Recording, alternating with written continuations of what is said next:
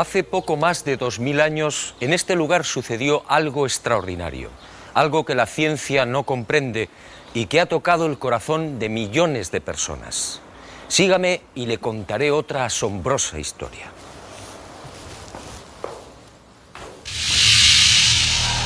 Todo empezó con el ajusticiamiento de un hombre. Fue brutalmente torturado. Fue azotado. Cargó un pesado madero hasta el lugar de ejecución.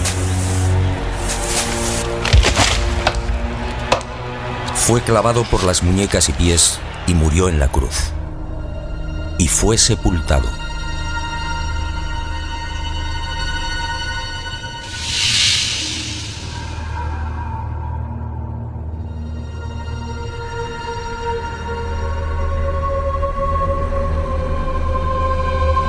Y sus restos fueron envueltos en un lienzo de lino. Y al poco de morir, algo singular y extraordinario acaeció en el interior de la sepultura.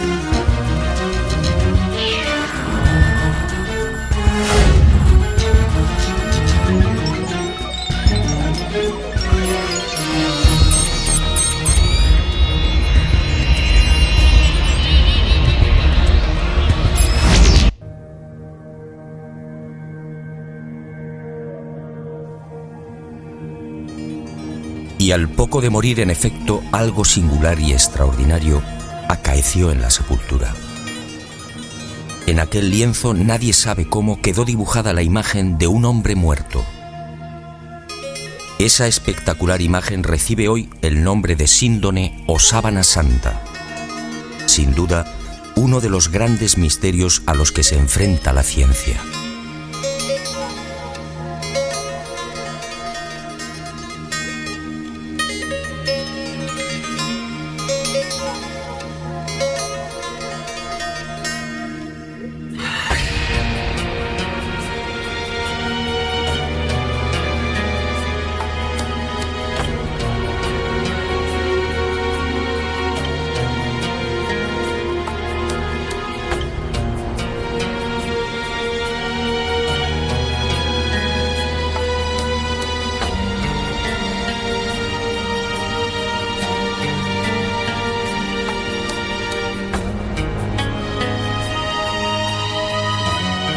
Tras aquel enigmático y trascendental suceso que los creyentes en Jesús de Nazaret identifican con la resurrección, el lienzo de lino desaparece y se ve envuelto en toda clase de leyendas y rumores.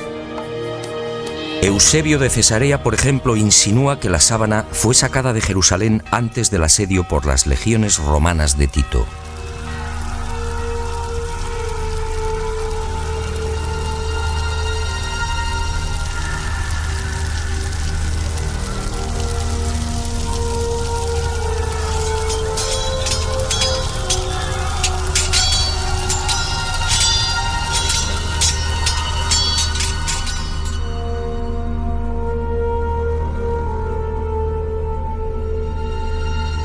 y los discípulos del Maestro pudieron ocultarla en la ciudad de Pela, al este del Jordán. Los evangelios apócrifos, en cambio, señalan otro destino y narran la historia de un rey sirio, Apgar, enfermo de lepra, que al saber de los prodigios de Jesús le ruega que lo cure. En una más que supuesta carta, Jesús responde anunciándole que una vez cumplida su misión enviará a Edesa, la actual ciudad turca de Urfa, a uno de sus discípulos para sanarle. Y la tradición asegura que Apgar, al envolverse en la sábana santa, quedó curado.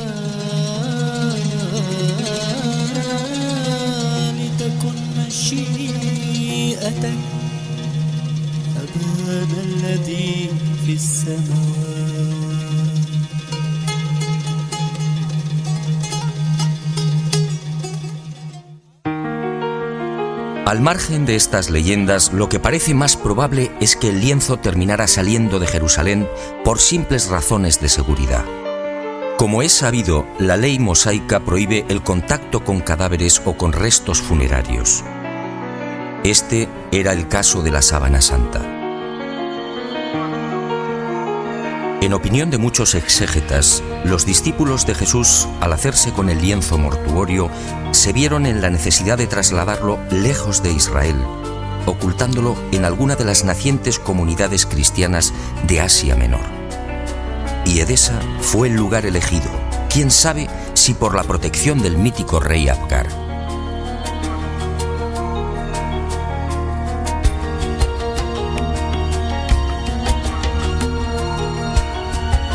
Esa misma leyenda asegura que uno de los hijos de Apgar V, al hacerse con el poder, retornó al paganismo, persiguiendo a los cristianos de Edesa. Y la sábana fue escondida en el interior de la muralla, sobre la puerta occidental. Después, durante siglos, silencio. Y en el año 525, al fin, una nueva pista. Cuentan las crónicas que en esa fecha Eulalio, obispo de Edesa, tuvo un sueño. Y en él, una mujer le señaló el lugar donde se hallaba escondida la sábana.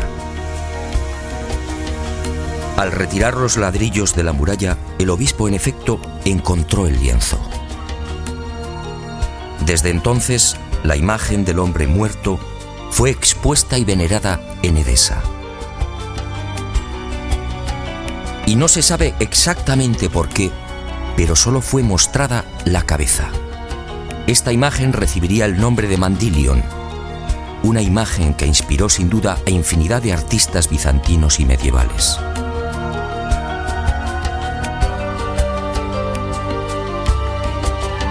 Y durante 400 años el lienzo permaneció en Edesa, pero su fama llegó hasta los confines de la cristiandad. Y en el año 944 el supersticioso emperador de Bizancio, Romano Lecapeno, tomó la decisión de apoderarse del Mandilion. Suponía que así, con la sábana en su poder, obtendría la protección divina. Y un poderoso ejército rodeó Edesa. La sagrada reliquia una vez más sería causa de muerte y sufrimiento. Finalmente, Edesa se rindió y el Mandilion entró triunfante en Constantinopla. Era el 16 de agosto del 944. Allí, en la iglesia de Santa María de Blanquernas, fue expuesta a los fieles todos los viernes. Robert de Clary, soldado y cronista de la mal llamada Cuarta Cruzada, dejó testimonio de ello. Había en Constantinopla, entre otros, un monasterio que se llamaba Nuestra Señora Santa María de Blanquernas, donde se conservaban las síndones en que nuestro Señor fue envuelto, que cada viernes se mostraba vertical, de modo que se podía ver bien la figura de nuestro Señor. Y de nuevo la guerra y el fanatismo religioso silenciaron el ya arduo peregrinaje de la sábana. En la noche del 9 al 10 de abril de 1204, los cristianos atacan Constantinopla. La ciudad arde y la síndone desaparece. No existen documentos que certifiquen su nuevo destino y los nuevos propietarios, pero todo señala a los caballeros templarios como los custodios del lienzo, al menos durante un siglo. No es ningún secreto que la Orden del Temple se funda, entre otras razones, para tratar de reconquistar Tierra Santa y, sobre todo, para poner a salvo determinados símbolos y objetos religiosos. Entre los más importantes, el cáliz de la Última Cena, el Arca de la Alianza y, sobre todo, la Sábana Santa.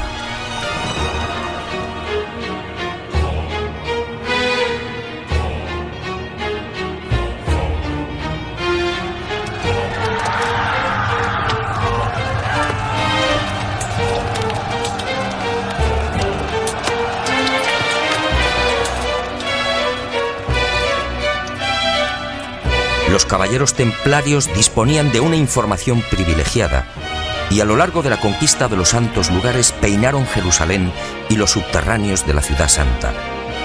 En especial, los túneles y cámaras secretos de lo que fue el primero y segundo templos de Salomón. ¿Encontraron lo que buscaban? En mi opinión, nunca hallaron el Santo Grial o el Arca, pero sí la Sábana Santa.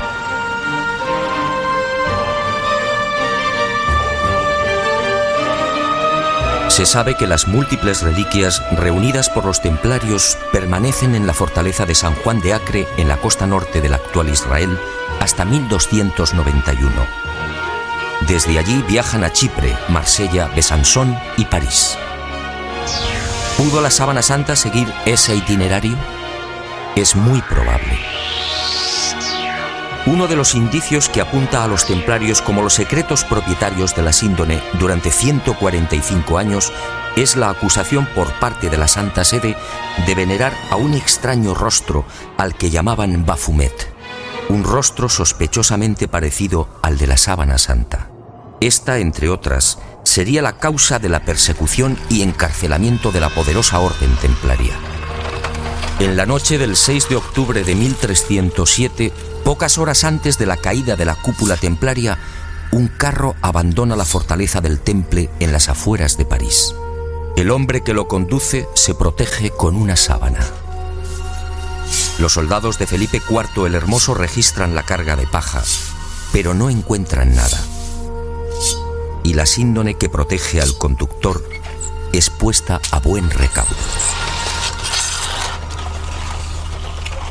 7 años después, en 1314, Jacques de Molay, gran maestre de la orden templaria, y Godofredo de Charny, su lugarteniente y comendador de Normandía, son quemados vivos en una pequeña isla del Sena. La Sábana Santa sigue sin aparecer, pero sería por poco tiempo. En 1349, 42 años después de la caída del Temple, por orden del Papa Clemente V y del suceso del carro, otro Godofredo de Charny, señor de Lirey, saca a la luz el lienzo con la imagen del hombre muerto. Parece claro que ambos Godofredos de Charny eran parientes. ¿Pudo quedar la sábana en poder del segundo señor de Lirey? Es lógico, ya que la síndone se encuentra bajo su protección.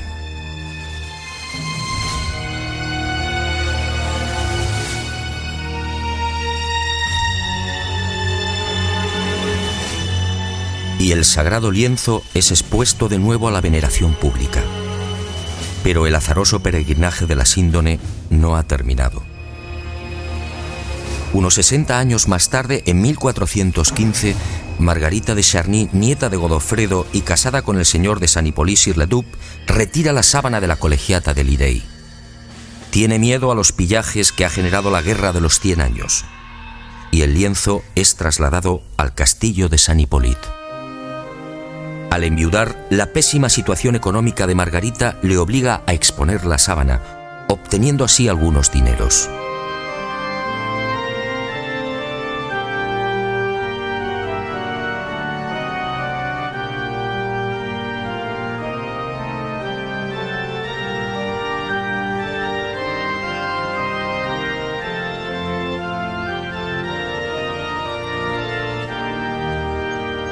Las penurias económicas de Margarita de Charny se agudizan y finalmente se ve obligada a ceder el lienzo a la Casa de Saboya. El 22 de marzo de 1453 se firma en Ginebra el contrato de cesión. A partir de ese momento y hasta 1983, la síndone sería propiedad de los Saboya. El 18 de marzo de ese año, los herederos de Humberto II de Saboya, ex rey de Italia, entregarían la sábana santa al Vaticano. Y el lienzo, como si de una maldición se tratase, continuó peregrinando de castillo en castillo. Por fin, en 1502, reposaría temporalmente en Chambéry. Fue en esta capilla en la noche del 3 al 4 de diciembre de 1532 donde la sábana santa estuvo a punto de ser destruida. Se declara un pavoroso incendio provocado al parecer por los calvinistas, y la urna de plata que contiene la reliquia, regalo de Margarita de Austria en 1509, es retirada en el último momento. El fuego alcanza a la urna y varias gotas de plata fundida queman y traspasan los 48 pliegues en que se hallaba doblado el lienzo. También el agua empleada para sofocar el incendio impregna parte de la sábana, formando rombos que se repiten simétricamente a lo largo de la imagen.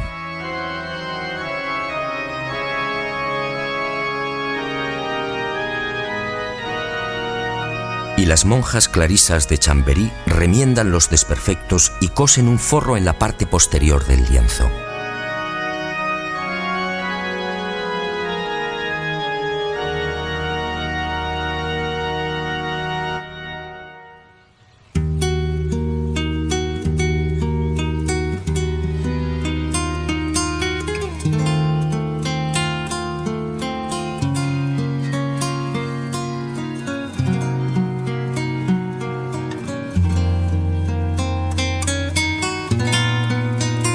La sábana santa se salva milagrosamente y la imagen vuelve a ser expuesta, ahora mágicamente centrada entre las líneas paralelas que dejó el fuego.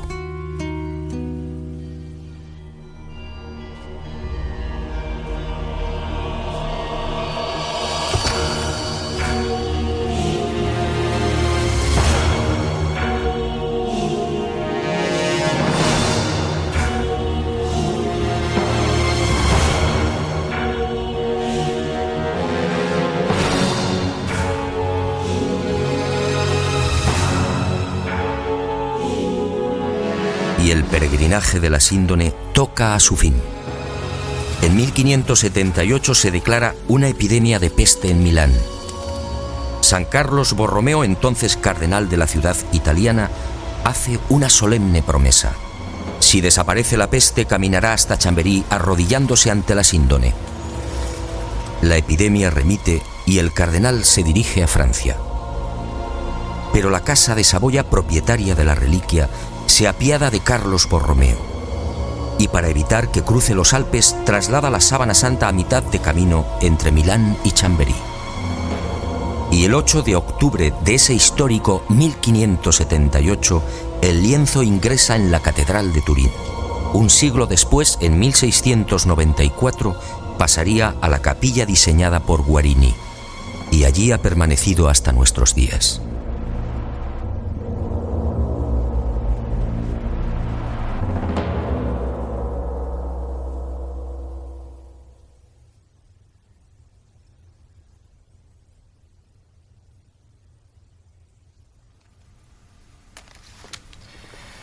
Evidentemente, a la vista de estos testimonios históricos, nadie debería dudar de la autenticidad de la sábana santa. Aún así, en septiembre de 1988, una noticia conmocionó al mundo. El carbono 14 arrojó una datación sorprendente. El tejido analizado, según dijeron, era medieval. Y los científicos situaron la época de su elaboración entre los años 1260 y 1390. Esto, de ser cierto, significa sencillamente que la imagen del hombre muerto es una falsificación. Y los medios de comunicación, con una lamentable falta de rigor, propagaron el suceso. De inmediato, otros científicos reaccionaron, poniendo en tela de juicio la bondad del carbono 14. Poco a poco salieron a la luz hasta 26 irregularidades en los procesos de datación efectuados por los 3 laboratorios. Y se habló incluso de complot. Pero la prensa ignoró esta segunda parte. Naturalmente, las fechas obtenidas por el carbono 14 indignaron a historiadores y científicos que llevaban más de 20 años dedicados al estudio de la síndone. Repasemos algunas de estas investigaciones.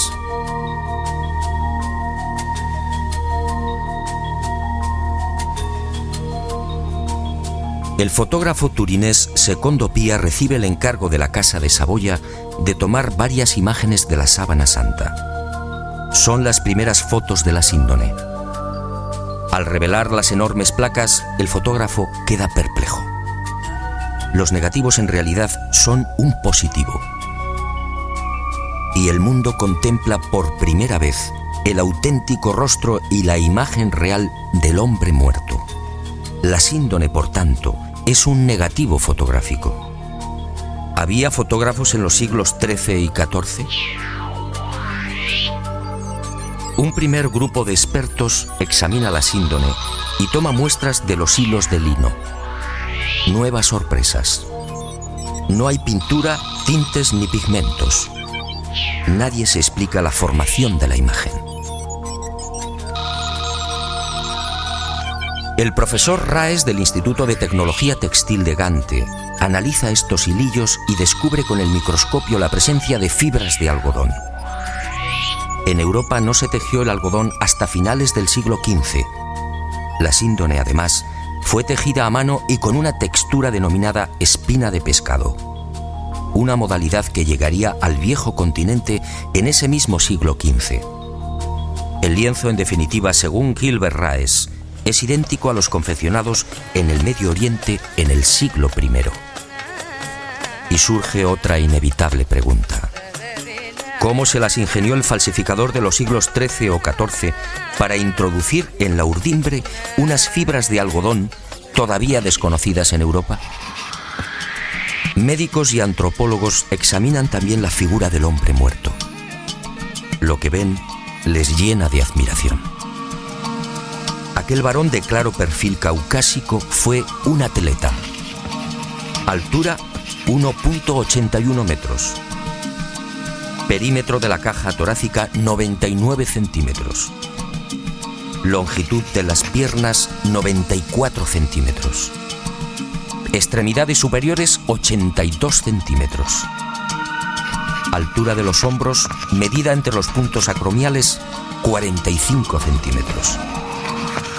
Perímetro máximo de las rodillas, 42 centímetros. Peso total alrededor de 80 kilos. Peso aproximado del cerebro, 1.492 gramos. Rostro estrecho, con rasgos semíticos. Raza blanca. En suma, un ejemplar casi perfecto de una extraordinaria belleza.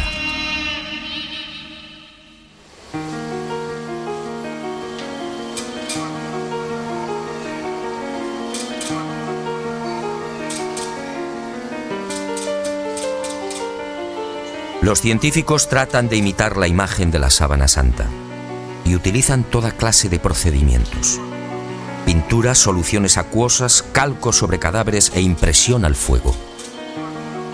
Los resultados, como es fácil apreciar en estas copias, son decepcionantes.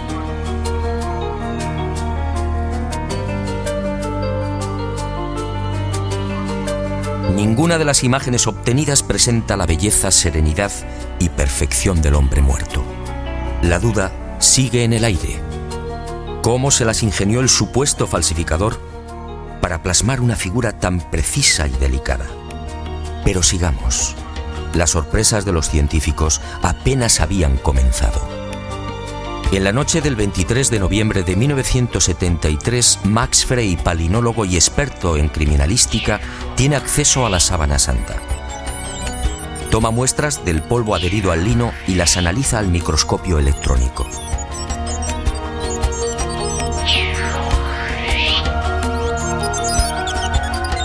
Entre los hilos del tejido fueron apareciendo ejemplares de polen de plantas típicamente palestinas.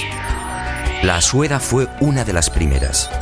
Después llegaron otros pólenes de la flora halofita que creció en el Negev y en los estratos sedimentarios del lago de Genezaret hace 2000 años.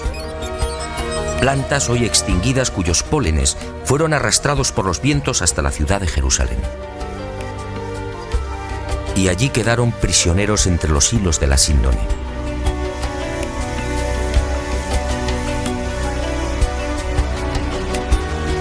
Después descubrió el polen del Linum mucronatum, una planta exclusiva de Turquía, otros 9 pólenes de la región de Anatolia y 12 especies que crecen en Francia e Italia. En total 22 pólenes que certificaban el peregrinaje de la Sábana Santa por Israel, Edesa, Constantinopla, Francia e Italia. En otras palabras, lo que ya sabíamos por la historia. Y vuelvo a preguntarme, si la síndone hace 2000 años recibió el polen de plantas de Israel, ¿cómo se las arregló el falsificador de los siglos XIII o XIV para obtener un polen ya extinguido?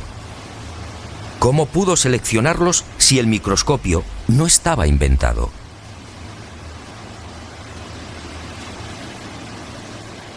Los descubrimientos de Max Frey, en efecto, hablan por sí mismos. La presencia del polen debería de haber sido más que suficiente para silenciar a cuantos negaban la autenticidad de la síndone. Pero el carbono 14 siguió eclipsando estos aplastantes hallazgos científicos. Tampoco era de extrañar al tratarse de la supuesta imagen de un dios. Si la síndone hubiera contenido la figura de Napoleón o de Ramsés II, el enigma se habría zanjado rápidamente. También en 1973 se llegaron a otras no menos interesantes conclusiones. En la Sábana Santa no hay un solo indicio de putrefacción. ¿Cómo era posible? Si la imagen era el resultado de la aplicación a la tela de moléculas orgánicas, bien de origen natural o artificial, ¿cómo explicar que el intenso calor generado por el incendio de Chambéry no hubiera modificado su color? Incluso las zonas que estuvieron en contacto con las gotas de plata fundida conservan la misma tonalidad y densidad que el resto. De haber sido una falsificación, esas regiones aparecerían claramente alteradas y descoloridas. Y la ciencia prosiguió su espectacular avance. En octubre de 1978, un nutrido grupo de científicos tuvo acceso a la síndone. Era el proyecto STURP, la mayor parte perteneciente a la NASA. Y la Sábana Santa fue sometida a una minuciosa y amplísima batería de experimentos científicos. Los resultados, una vez más, impresionaron a los especialistas.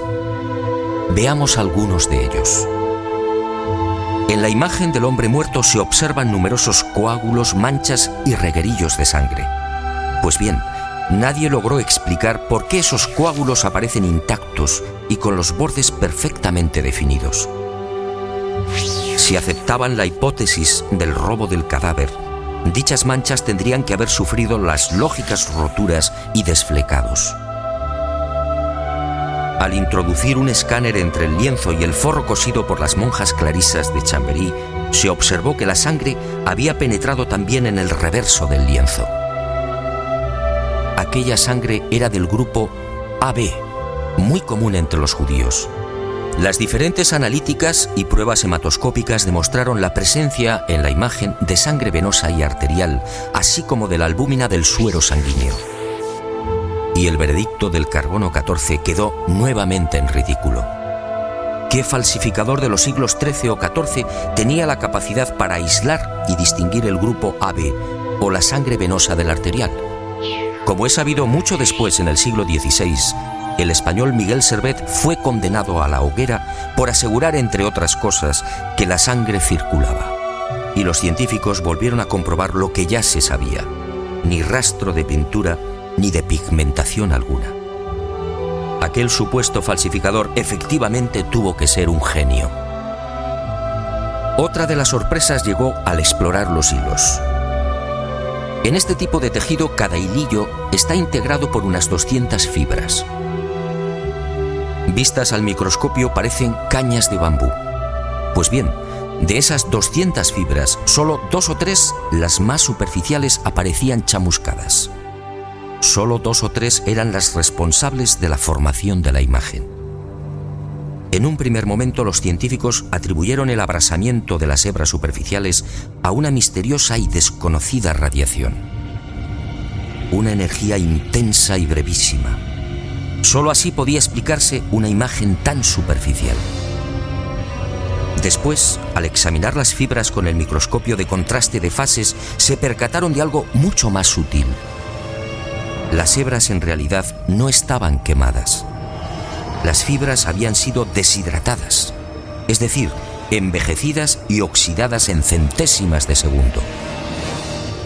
En suma, se habían vuelto amarillas exactamente igual que amarillea el lino con el paso del tiempo. El resto de las fibras, sin embargo, conservaba la frescura y el color más claro, propios de un lino no envejecido artificialmente. Lo que los ojos aprecian en la síndone, por tanto, no es otra cosa que un cambio de tonalidad en las referidas fibras superficiales. Increíble, sí. La imagen del hombre muerto, según los científicos, tiene su origen en un singular mecanismo de envejecimiento. Dos de los científicos del proyecto STURP, los entonces capitanes de las Fuerzas Aéreas norteamericanas, Jackson y Jumper, serían los descubridores de otra de las singularidades de la imagen de la Sábana Santa de Turín. Al detectar aquella anomalía, sus esquemas mentales se vinieron abajo definitivamente. Trabajando con las computadoras, se percataron de algo aparentemente imposible. La imagen era tridimensional. Al contrario de lo que sucede con una fotografía normal y corriente, la imagen del hombre muerto conservaba una información subterránea, solo detectable con los ordenadores. Aquella no era una imagen plana. La intensidad luminosa de cada punto era distinta y dependía de la distancia del cuerpo al lienzo.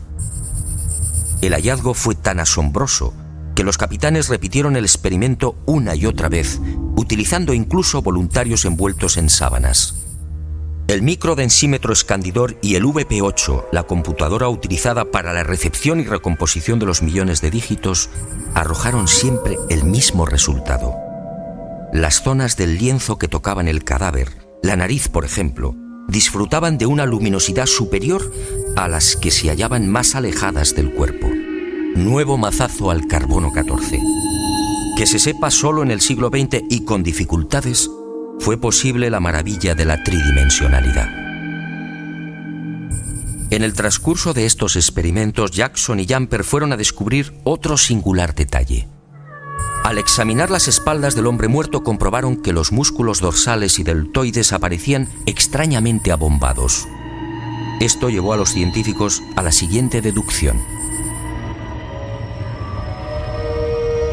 Durante el proceso de formación de la imagen, el cadáver tuvo que permanecer inmóvil e ingrávido, es decir, en el aire. Y a Jackson y Jumper les corresponde también el descubrimiento de la primera pista de un hallazgo que me atrevo a calificar de definitivo y que fija la fecha de la aparición de la imagen. Ocurrió mientras trabajaban con la tridimensionalidad. De pronto, sobre los ojos descubrieron dos círculos. ¿Se trataba de monedas? Esa justamente era la costumbre judía en los enterramientos próximos al sábado. Los párpados del difunto eran cerrados y sobre ellos se depositaban sendas monedas. Al poco, el padre Filas, jesuita norteamericano, redondeó el descubrimiento. Sus pesquisas entre los más destacados numismáticos dieron fruto. Las letras que se leen en uno de los círculos, Ukai, eran idénticas a las que presentan los leptones, unas pequeñas monedas de bronce de 2 gramos de peso y 15 milímetros de diámetro. Unas monedas acuñadas por Poncio en la provincia romana de la Judea entre los años 29 al 32. Ukai era parte de la leyenda Tiberiu Caesaris, es decir, de Tiberio César, el emperador que gobernaba en el año 30, fecha de la muerte de Jesús de Nazaret.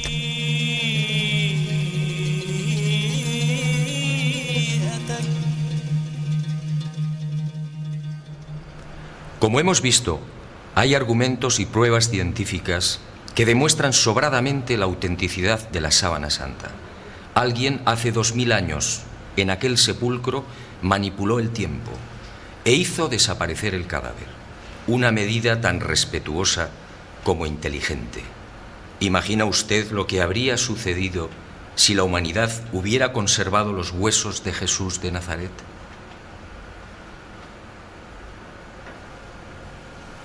Y esa fuerza desconocida y poderosa que aceleró la descomposición del cadáver, envejeciendo la sábana, nos regaló también una fotografía única en la historia, una imagen que recuerda el horror padecido por aquel hombre. Sígame y se lo mostraré. Ah, y una advertencia. Quizá lo que se dispone a ver y escuchar no sea de su agrado, pero esa fue la verdad.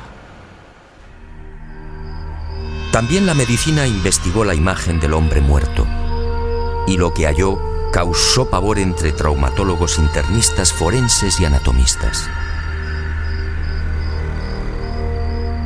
Examinemos paso a paso aquella pasión y muerte. Cercana a la medianoche del jueves al viernes, aquel hombre se retiró a lo más frondoso del olivar. Y una profunda angustia lo clavó a tierra. El fortísimo estrés y quizá el miedo provocaron un singular fenómeno en su piel, la hematidrosis, un sudor sanguíneo que empezó a debilitarlo. Las manchas de sangre, en efecto, cubren toda la imagen.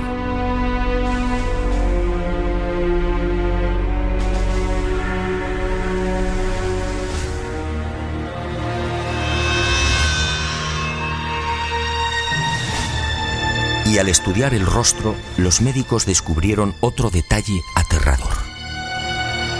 Durante el interrogatorio en la casa de Anás, Jesús no recibió una bofetada como reza la tradición, sino un violento bastonazo propinado por uno de los esbirros del ex sumo sacerdote. El palo, de unos 5 centímetros de diámetro, hundió la nariz y provocó un gran hematoma en el pómulo derecho. Así quedó reflejado en la síndone.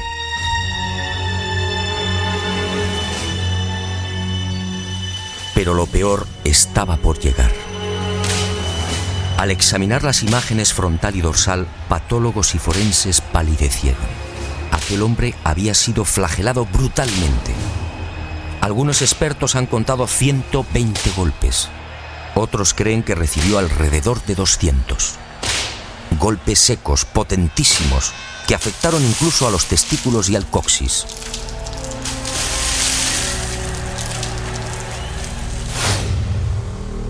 Golpes diabólicamente estudiados que no afectaron a la zona del corazón, evitando así la muerte prematura del reo. El mapa de los azotes no precisa de mayores comentarios. Los médicos no se explican cómo pudo sobrevivir. Coronación de espinas. La soldadesca romana de la fortaleza Antonia fabricó un casco con la Potherium spinosum, una zarza muy abundante en Palestina. Un matorral armado de púas rectas y en forma de pico del oro, de hasta 6 centímetros de longitud. Y el yelmo fue encajado sin piedad en la cabeza del hombre, afectando a nuca, cuero cabelludo y frente.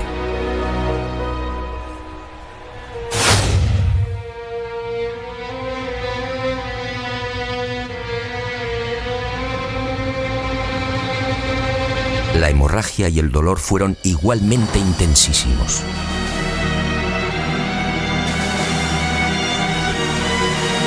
Minutos después, maltrecho, debilitado y febril, el reo se vería obligado a cargar sobre los hombros el madero transversal de la cruz, el patibulum, un tronco áspero y agresivo de unos 35 o 40 kilos de peso.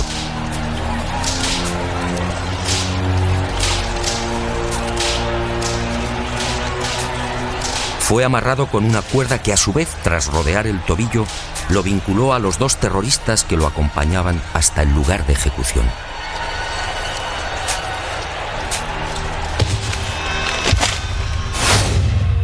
Y en esos 500 o 600 metros, la tortura de las caídas, los violentos impactos del rostro contra las piedras, las rodillas destrozadas, los dientes quebrados y los mechones de barba arrancados por los soldados al intentar levantarlo. La imagen de la Sábana Santa es fría y certera.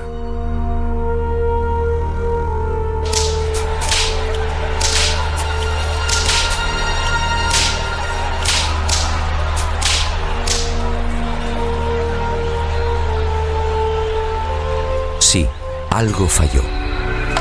Según los médicos, el largo clavo de hierro de unos 20 o 25 centímetros utilizado para clavar una de las muñecas debió tropezar con un nudo y fue retirado y martilleado de nuevo.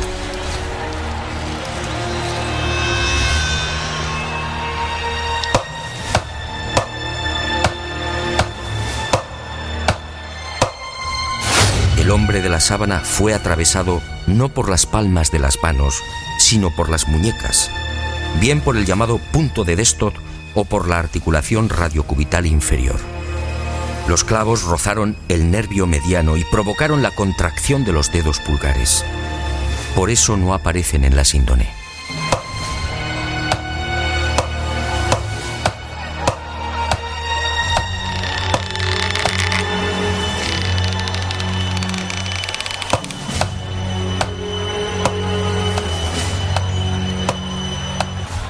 Con el tercer clavo, según los médicos, no hubo problemas. Entró limpiamente cosiendo ambos pies al madero vertical. Y la pierna izquierda permaneció flexionada. Así aparece en la imagen de la síndone como consecuencia del rigor mortis. El final se acerca y el suplicio va alcanzando unos límites difíciles de imaginar. El reo necesita respirar. Para ello solo dispone de un sistema: apoyarse en el clavo de los pies y alzarse a pulso milímetro a milímetro, con la ayuda de los clavos que perforan las muñecas. El corazón bombea desesperadamente, alcanzando hasta 180 pulsaciones por minuto. A los 10 o 12 minutos, pérdida de conocimiento. Pero el hombre se recupera. Nueva lucha para obtener un poco de oxígeno. La tetanización gana la batalla. Las piernas quedan inutilizadas. Ahora solo puede alzarse con el auxilio de las muñecas y músculos de los hombros. El cataclismo es generalizado. Finalmente el corazón se rompe. La agonía se ha prolongado durante hora y media. La medicina, perpleja, sigue muda.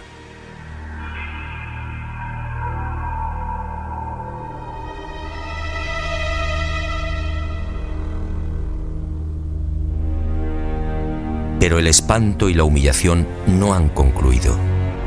Uno de los soldados alancea el costado derecho del crucificado. Los médicos exploran la síndone y se muestran de acuerdo. Al recibir la lanzada, el hombre ya estaba muerto.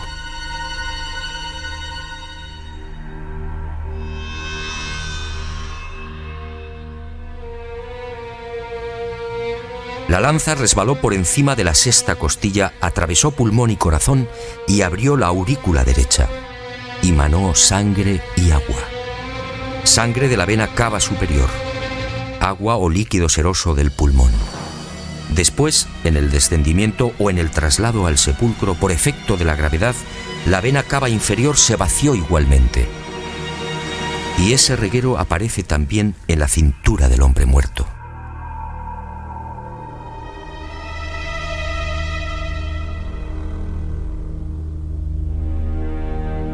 Y llegamos a una de las preguntas clave.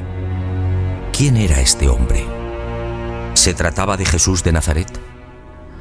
Los especialistas en cálculo de probabilidad matemática han sido rotundos. Según Paul de Gail, ingeniero y jesuita francés, la posibilidad de que no fuera Jesús es de 1 contra 225.000 millones. En palabras del médico italiano Tino Zeuli, esta probabilidad es la misma que tiene una piedra de convertirse en pájaro y salir volando.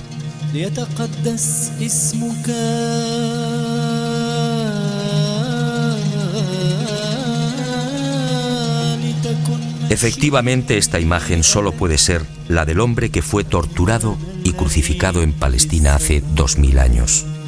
Jesús de Nazaret. Y ahí surge una nueva y escalofriante posibilidad. Algún día, a no tardar, la ciencia estará en condiciones de extraer de la sangre de la sábana santa una muestra de ADN. Entonces el mundo podría asistir a la clonación de aquel hombre muerto. La clonación de Jesús de Nazaret. Decenas o cientos de cuerpos físicamente idénticos al del Maestro.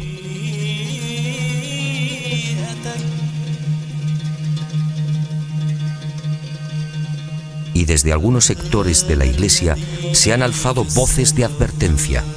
Atención, mañana el mundo podría comerciar con el cuerpo del Galileo.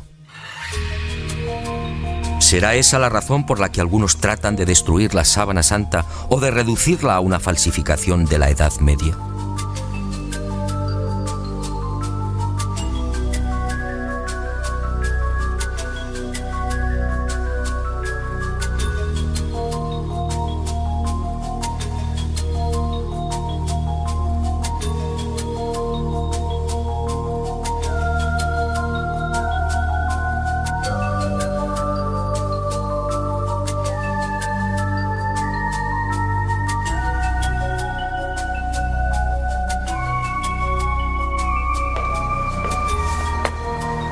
Ahora lo sé.